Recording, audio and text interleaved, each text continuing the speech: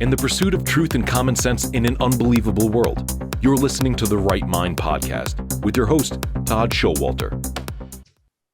Hello, everybody, and welcome to Right Mind. I am your host, Todd Schowalter, and today my guest is Nate Beck. He's a man of many talents and passions, and one of them is environmentalism, especially the green deals and things like that, so to speak. Welcome, Nate. How you doing? Good, Todd. Thanks for having me. How are you doing today? So far, so good. I appreciate you being on. I guess one of the things we got mixed up initially about our time zones. I guess that's not something that the Green Deal can solve, huh? I'm not sure if the way they're presenting it right now is going to solve much, but definitely not time zones. Well, it sounds like we're on the same page. It seems like it's you are a little bit on the fence when it comes to the Green Deal. Do you support it, or let's first off, give us your interpretation of what the new Green Deal actually is? My interpretation of the Green New Deal is it wants to do everything at once. It is not really looking at anything very specifically. It has lofty goals, a massive price tag, and in my opinion, actually does more harm to an environmentalist cause than it does good. Okay. Now, would you classify yourself as an environmentalist yourself? Absolutely. And actually, I think that most people would classify themselves as an environmentalist. If you look at it, the way I look at environmentalism is the same way, Todd, I was listening to the last podcast you did about, systemic racism. And, okay. And you would state in that podcast that, most people at their core are not racist. Right. And it just comes down to the divisions that are oftentimes imposed in us through media and pop culture that right. actually makes us point at someone and say, you are this or you are that, when in reality, they're not. I look at environmentalism kind of the same way. I don't feel that anybody inherently wants to burn the world down or wants to kill a bunch of species or, there are obviously exceptions to the rule people that do that. But as a whole, I believe that most people want what's best for the world. And it's just, how do we go about that? Right. And what avenues do we take? And when you get something like the Green New Deal, and, I was open to hearing about it. And then in 2018, AOC went on with Jake Tapper on CNN, which is a very left-leaning media outlet. Exactly. And Jake Tapper slams AOC on her Green New Deal over the cost. Right. And she can't even articulate a response. Well, that doesn't do anything for anybody really. And it only makes those people that are on the fence about environmentalism go, yep, I was right. This is dumb. They're dumb. Go away.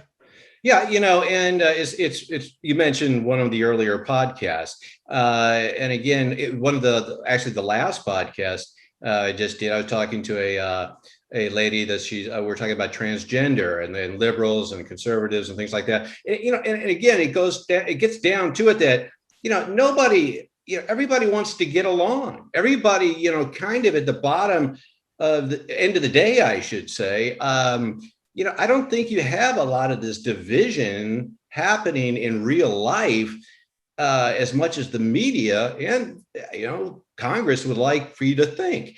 And I think if we could all come together and just like we're doing and, or how I've been doing in the other podcasts and just discuss things as rational people, I think, we could all come to some agreements rather than fighting about everything. What your thoughts? I mean, do you see that happening as well? No, absolutely. I still think that, whatever side of the aisle you sit on, Americans want three things. They want life, liberty, and the pursuit of happiness. Right. However, the media gains money from advertisers and keeps you watching it if they constantly present a problem and say, we will talk about this problem and we will give you the solution. Mm-hmm. Well, they've seen to go through the roof when you talk about these deep dividing issues. And when you say, oh, well, it's compartmentalizing these issues within these political parties. Right. And I feel that it's like, oh, if you're not pro transgender athlete in sport, well, then you're against transgender. Mm. And everything gets these hard lines drawn in it, and you lose the aspect or the viewpoint of, with that argument, well, no, that doesn't mean I'm against transgender, but that also means I'm taking like cisgender females into account. Right. It almost seems like an all or nothing mentality. Yeah, it's completely an all or nothing mentality, and it's completely seeped through our entire culture. And I almost wonder if the division in Congress is fueled by that, because they are our representatives. Right. We hope. Well, that's why I'll put it in air quotes. Right. And I feel if that is sometimes fueling their divisions, because even if you look at, even within the party, it's starting to crack in half on both sides. You have Trump GOP and Liz Cheney GOP, and on the Democrats, you have Biden Democrats and you have AOC Democrats, and they're very different Democrats. Oh, absolutely. It seems like you have almost like there's such an extreme side of things where, some are, and you could say that for the right too. You have your central right, your extreme right, central left, and your extreme left. And, it's divided all across the board. And it's not only is it dividing them, it's dividing us as a whole, because they're supposed to be our representatives, as you just said. Keystone Pipeline. A lot of talk about that. Joe shut it down almost as soon as he finished giving his acceptance speech, or inaugural speech, I should say. It canceled a lot of jobs. I mean, good jobs. I mean, things that people were making their careers on. Thoughts. I mean, for all of the negative factors that went into that, almost immediately, we went from $1 something a gallon in gasoline, now close to $4. Not that the Keystone Pipeline plays right into that, but I'm just saying, what are your thoughts when we shut down a project like the Keystone Pipeline? Because I think they shot themselves in the foot on it. Absolutely, they definitely shot themselves in the foot on it. And again, this is one of those hot button issues that they're going to tout as environmentalism that really isn't. It is environmentalism, but not really. I was reading studies that stated, putting the pipeline on that route endangered a few different species. Mm-hmm. But on the flip side, all those people that are waving their flags for shutting down the Keystone Pipeline, when pipelines have been shown that, they're one of the most reliable ways to transport oil and gas, and they go to wave that flag while driving their Prius. Right. If you actually want to talk about a carbon footprint, making a Prius is one of the worst things that you can do to the earth. Right. Between the nickel mining in Canada, which is one of the dirtiest processes in general. Actually, nickel mining is so dirty that there was a nickel mine in the Philippines that they shut down because it was affecting the nearby community. And those go into a Prius to actually. Right. So basically, so basically what happens with the Prius is the raw nickel is mined in one of the dirtiest processes to the environment around. It basically creates a dead zone around the nickel mine. Then the raw nickel is placed onto a container ship and sent to China, where they have no emission laws on how the nickel is mined or processed, right? So it gets on this container ship, goes across the Pacific Ocean where there's international water and no regulation on emissions on that ship. Then it is processed in China in a factory that has no emission regulations on that process. Then it gets put on another ship to Japan to get put in the battery. Then the battery gets put back on that container ship, sent back across the Pacific through international water with no emissions to get put into the car in a US factory and on the lot. By the time a Prius has sat on a lot, it has put out about the same carbon footprint as an F-150 with 100,000 miles. Oh my gosh, that's amazing.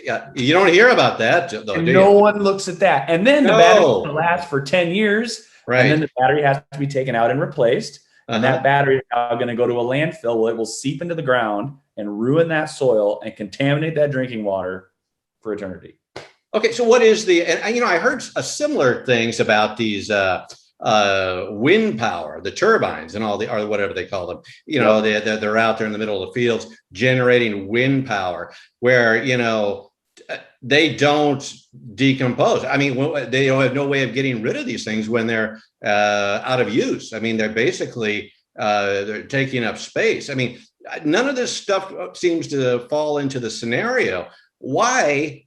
And I think I know why, and it has money, dollar signs behind it. Absolutely. Why? I mean, why do you think all of this stuff is getting swept under the rug when if you're really an environmentalist, this would be big news. And it should be. And again, that's what I'm saying. These hot button issues and calling things the Green New Deal that's touting these ways is making us all look bad, because if you actually dig into it, you get a wind turbine every 10 years, that actual blade has to be replaced.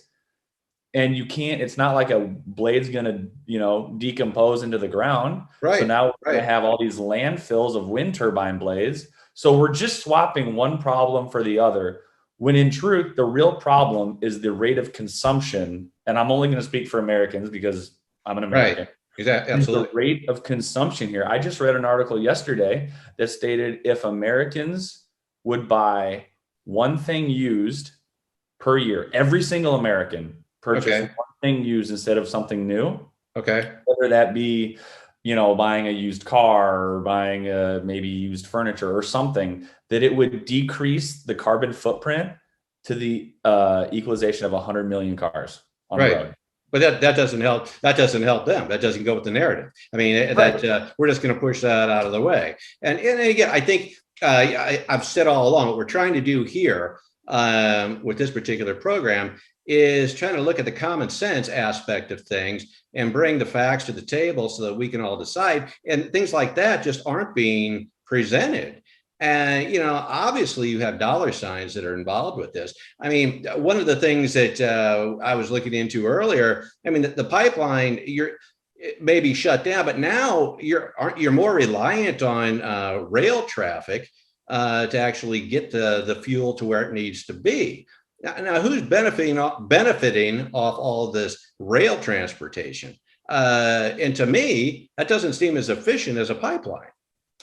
And you're also, being more reliant on oil and gas out of the Middle East, where if you're going to get it over here, you're putting it back on that dirty ass container ship, shipping it across the ocean. Right.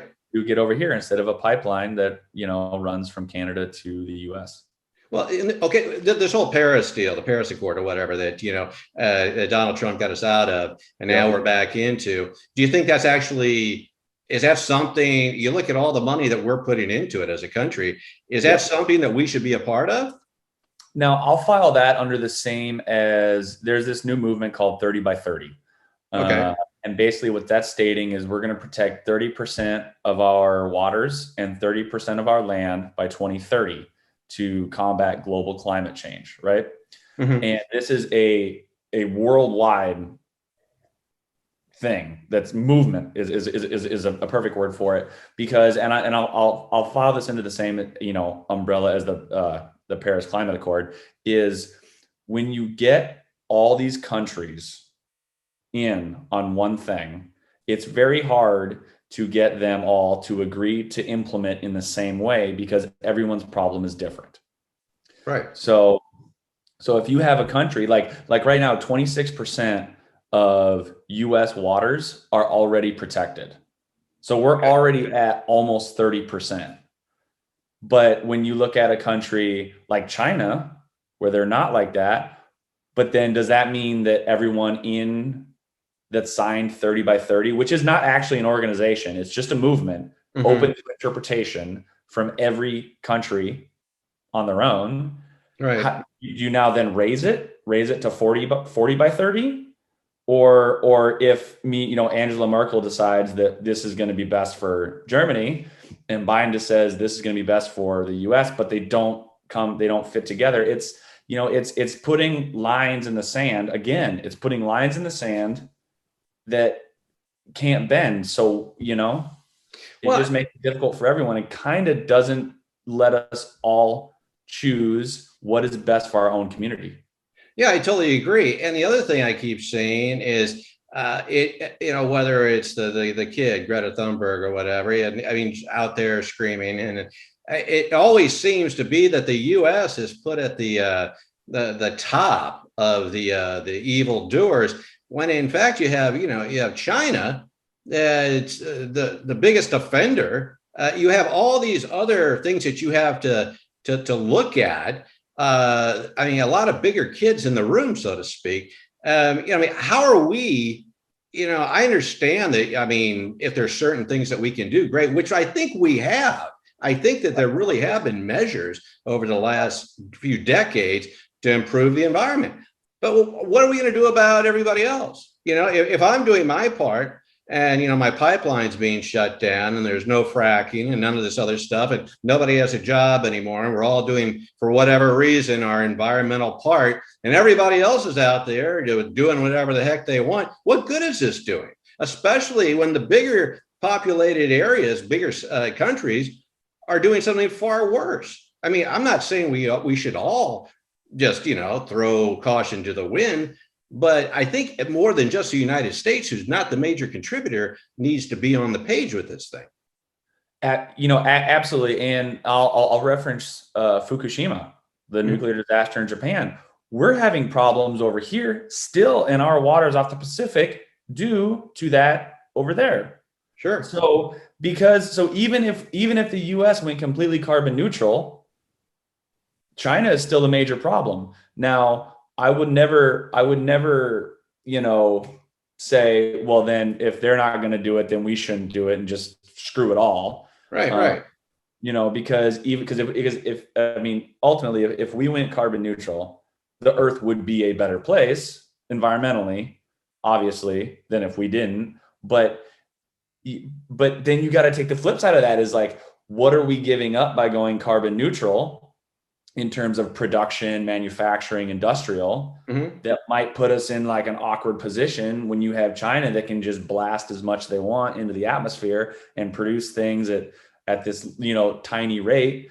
And again, I don't know how you sell this, but again, our problem is consumption. We're just consuming too much, and we're consuming so much because we are indoctrinated as children that this new shiny thing, whatever that is going to make us happy. Right. And by buying new, we're creating more waste. We're creating more demand on shipping. We're creating more demand on, raw materials. If we just consume less, we could still be at the forefront with, while using oil and gas.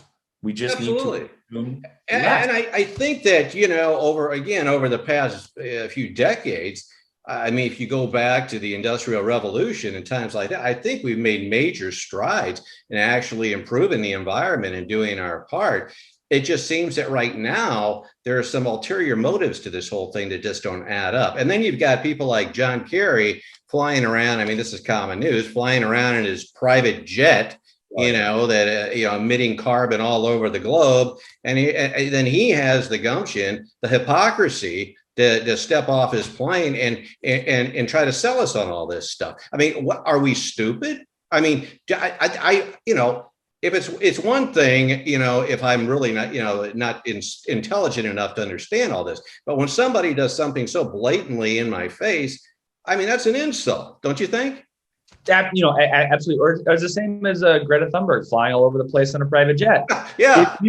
It's actually really interesting. If you look at with the COVID-19 pandemic and everything getting shut down, if you look at the carbons in the atmosphere in 2020 compared to like 2018, it's insane how much healthier it is just by stopping air travel.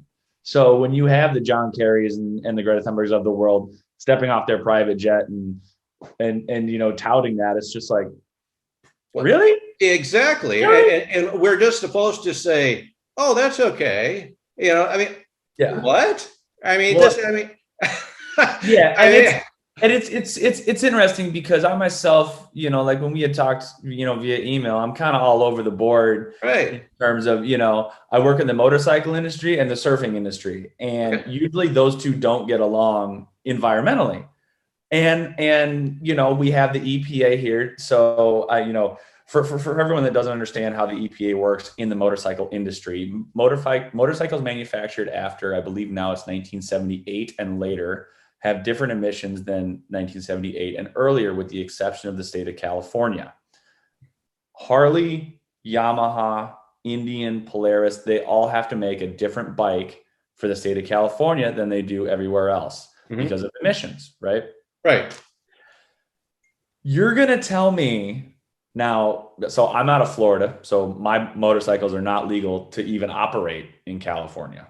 Okay. To the point that they could actually fine me for operating, even though it's tagged Florida, for operating in California, right? But you're going to tell me that my motorcycle that gets 50 miles to the gallon, same as a Prius, Right.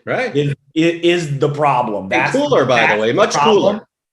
Right. That's a motorcycle is always going to be cooler than a Prius. I'm sorry. Well, well, yes, but that's the problem when you have all those ships coming into Port of Long Beach from China that have no, right, at 0.2 miles to every 100 gallons. Doesn't make sense. My Harley that makes 50 miles to the gallon is the issue. Yeah, there's so many weird. No, it doesn't fit the narrative. It's hypocrisy. And again, the fact that people are brainwashed to this. I mean, along with a lot of the stuff going on, I don't know. I mean, I'm more confused over the people that buy this stuff and agree with it and don't see the common sense, logical side of things than the people actually throwing it out there and spewing it. Yeah, it's almost like the emperor's clothes, I mean, are we the only ones that can see the guys naked? I mean, it's unbelievable to me. It bewildering. That could be a whole nother show about how bewildered Todd gets about the world. But I mean, that would be boring after a while. But it's unbelievable. Well, and absolutely. And that's why I love DeSantis, because it's like he's like a beacon of common sense. Right. And that's unheard of. I mean, I think to some people that's frightening. I mean, common sense. Wait a minute. He knows that logic and common sense. If that doesn't go with the narrative, that scares a lot of people because, because it comes down to the control aspect. If I've got your mind, I've got everything that I want. Yes. And you have a few people out there that see the emperor really is not wearing any clothes. And that scares a lot of people. It really does. And as it should. Hopefully shows like this and your show and things like that can bring more people to the enlightenment. Let's go to California, though. You said you're originally from California. Is that what you said? Or are you just yeah, I was actually I'm from Texas, and I moved to California, and I lived out there for about 10 years working. Unique place. Yeah, well, the reason I bring that up, I lived in California briefly in the 80s, and that was a different time. And so, and what years were you in California? Was it recently or? Yeah, well, fairly recently. I was there on and off from 04 to 08, and I was permanent from 08 to 16. Okay, so relatively recently. Yeah, fairly recently. And I was obviously earlier. Well, I guess my question is, what in the hell happened to California? I mean, it's like even in the last 20 years, I don't know. I mean, the fact that you have a recall for a governor should be like the first, like you done messed up. You messed up, turn around, but even lately, I mean, from when I was there, when I was living there, I'd go down to Venice Beach, and I mean, it was always kind of, like it was ghetto by the sea and they celebrated it, but it was still fairly safe. Right. Like, I mean, there were pockets of Venice you really didn't want to be in, but like the boardwalk in Venice, like it was the circus and everyone loved it. And you could go down there and it was safe. And now, you have fights breaking out in homeless encampments. There was a homeless person that set a house in Venice on fire last week or 2 weeks ago.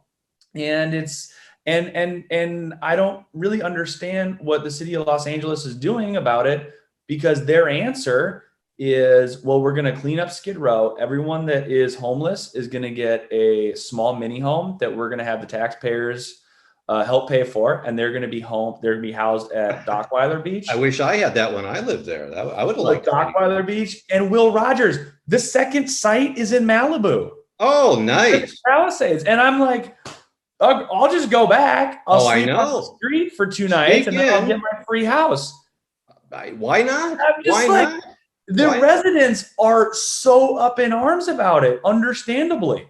Oh, it's incredible. I mean, and the taxes that they're, out there that they're incurring. I mean, and now you have this giant migration to areas like Texas, where, you're from, and elsewhere. And, I hope that if that's the case, that they accept the way Texans think, and we're not going to bring California ideas to Texas. But that said, it just seems like it's sad, actually. I mean, you have Newsom, you have the whole, everything is just falling apart out there. And I don't know. And now Caitlyn Jenner, that's running for governor, who, by the way, I saw the, I remember Caitlyn when, I'm old enough to remember when Caitlyn was a decathlon champion as Bruce Jenner. So I go all the way back. But her ad was probably one of the most patriotic ads I've seen since the Reagan era. Have you seen it? I have not seen it. I don't know, but it's just like you don't know what's up anymore. I mean, I don't know. It's a confusing time to be here, and this last year, of course, has made it even more confusing, along with the Green New Deal. Well, I tell you what, we got a couple more minutes. And let's just, I can verge off here because I'm interested in some of your passions here. You said that you're a surfer, and I've always been intrigued by surfers because I have the balance of a 90-year-old woman in the dark. So tell me about being a surfer. So it is, the first time I ever stepped foot on a surfboard on a wave was in Ventura, California in 2003. And it was the most amazing thing I'd ever done in my life. And you're stepping off of a medium that you work on, live on, walk on every single day into a truly another world. Uh-huh. And then what you're doing is you're riding this last bit of energy that manifests itself as a wave towards the beach before it hits the beach and dies forever. That energy is never coming back to the ocean. It's right. You're just there for that last little bit, and you get to share this glide with this bit of energy that's traveled thousands of miles to meet you in the last little bit. And it is, I mean, it's everything. It's very spiritual. It's very, I can imagine, awe-inspiring. It's very humbling when you almost die from time to time. That always makes it extra special. I lived. Yeah. But that's where I became an environmentalist. I was so captivated by, and if obviously surfing happens on a coastline, and the coastline is the most delicate part of any ecosystem. You're right at that point where that land is over and the ocean begins. Yeah. No, I'd say I've talked to a couple other people that surf, and they said the exact same thing as you did, that it's almost like a spiritual type of, I read, there was an author, I can't remember his name off the top of my head because I've so many books in the last year, but he had Lyme disease, and he was basically bedridden for a year. And that's how he overcame. I don't know a lot about Lyme disease, but he was apparently you have a lot of symptoms that go with that. And his friends got him on a surfboard that used to be his passion. And it was like he was reborn on this surfboard after basically being bedridden for almost an entire year. So no, it sounds amazing. And I'd certainly, if I can get the balance, I'd certainly like to try it myself someday. Yeah. Yeah, it's crazy what it does to people, because I've seen people who are in like dark, deep pits of depression. Yes. And it brings them just straight out of it, because it's physical. So your body gets a workout, but you don't really know. It's not like going to the gym and being like, oh, I'm just going to lift weights and like, It's very physical. It's very aerobic. It completely, they've actually shown, the U.S. Navy in Coronado is actually looking into prescribing surfing to veterans with PTSD, because of the mental effects that oceans have on your brain. I can only imagine. Yeah. So I mean, they're just getting into that kind of stuff. And I just hope no one corrupts it. No, let's not screw that up. Well, from what you've said, I've come to the conclusion that I think at this point, everybody in our Congress and the entire country should all catch a wave and go surfing. Don't you agree? Maybe that would solve all these problems. Huh? Yeah. And it's funny. It's crazy. Like, when I was living in California, it's amazing the amount of business meetings there would be out in the ocean. Oh, I bet. Yeah. It's better than the golf course. I'm not a golfer. Well, Nate, we got 30 seconds. 30 seconds. Why don't you plug your show? Because you have a podcast also. And I'll definitely add the links to this one. We're doing video versions, by the way, now. So the earlier ones were all audio. So now everybody gets to see our smiling faces. So I'll make sure that that's on there. But tell us a little bit about your podcast and where we can find it. Absolutely. So I have two podcasts. The first one is I'm a contributing editor for Fix My Hog, which is a Harley-based online community. And at the end of every month, we do a live event with video where I interview a guest from the motorcycle industry to talk about their background, what they're doing, where the industry is going. Basically all things Harley related. So you can find that on fixmyhog.com. Fixmyhog.com. Yep. Okay. Fixmyhog.com. It is a pay site for members, but those live events are hosted free. So awesome. No email needed, none of that. Okay. And then also I'm starting this fall, a environmental podcast called Shaped by Saltwater. And right now I am preloading the site with articles, some of the stuff we talked about today, my views on 30 by 30, some stuff on regenerative agriculture in terms of combating emissions versus trying to fight ExxonMobil. And then I'll be launching the podcast version of that this fall, where I'll be talking to professionals from the surfing industry, marine industry on how they got into their fields and their views on the best way to move the economy forward while still being smart with the environment. And that is shapedbysaltwaterpodcast.com. Shapedbysaltwaterpodcast.com. That sounds awesome. I'll definitely check it out. And this has been great. I mean, I hope you'll come back and join me again, because you make me sound a lot better than I actually am. Well, thank you so much for having me, Todd. And I think people need to stop putting their arms up and stop drawing lines in the sand, and let's just talk again. Let's bring back the art of talking, because that's, I absolutely agree. And it seems like a recurring theme over every single show that I've done so far, whether it's defunding the police, transgender, the liberals getting along with the conservative.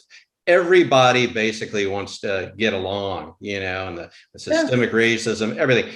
We got to quit listening to this media narrative, this spin that's trying to divide us. As I've said in earlier shows, who's shaking the jar? And it's the media and the politicians that are shaking the jar. And we got to be aware of that and make it stop. So I couldn't agree with you more. And as it's been awesome having you here. I want to thank you very much. Awesome. Thanks for having me, Todd. Okay, well, I'll see you soon. Thanks, Nate. You too. Take it easy.